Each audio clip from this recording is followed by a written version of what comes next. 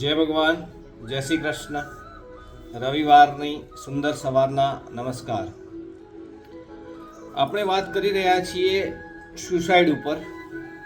આત્મહત્યાના સામાન્ય લક્ષણો આજે જોઈએ. General symptoms of suicide. તેના માટે કોઈક જવાબદાર જો લક્ષણ જોવા મળે તો એક છે આશાહીનતા, હોપલેસનેસ.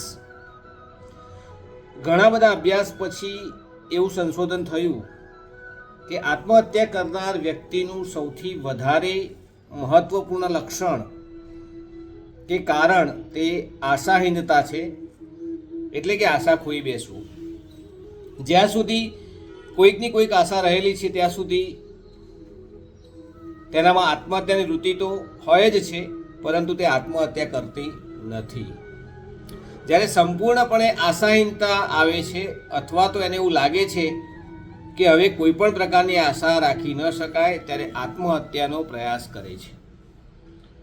તો એ જ્યારે બી વાત કરે ત્યારે એમાં આશાહીનતાયુક્ત વર્તન પ્રગટ થતું રહે છે.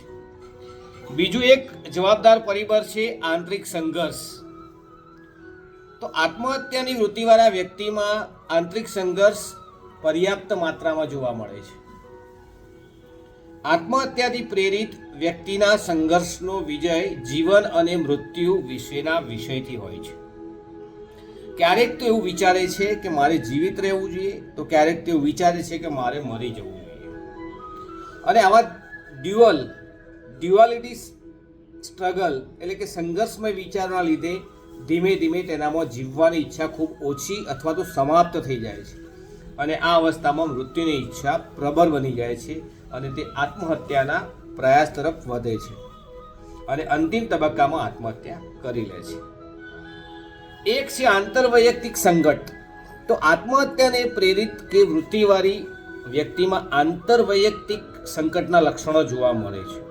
આ આંતરવૈયક્તિક સંકટની સ્થિતિ આવી વ્યક્તિઓમાં છૂટાછેડા, પ્રિયજનનું મૃત્યુ, લગ્ન બાદ જુદાપણું, આર્થિક મુશ્કેલી, સામાજિક અસ્વીકાર વગેરે કોઈ પણ કારણથી ઉત્પન્ન થઈ શકે છે, જે વ્યક્તિને ખિન્નતા તરફ દોરી જાય છે અને તેનાથી આત્મહત્યા તરફ વળે છે. હજી બીજા લક્ષણો છે એ આવતા વિડીયોમાં આપણે જોઈશું. સારા દિવસની શુભેચ્છાઓ. જય શ્રી કૃષ્ણ. જય ભગવાન.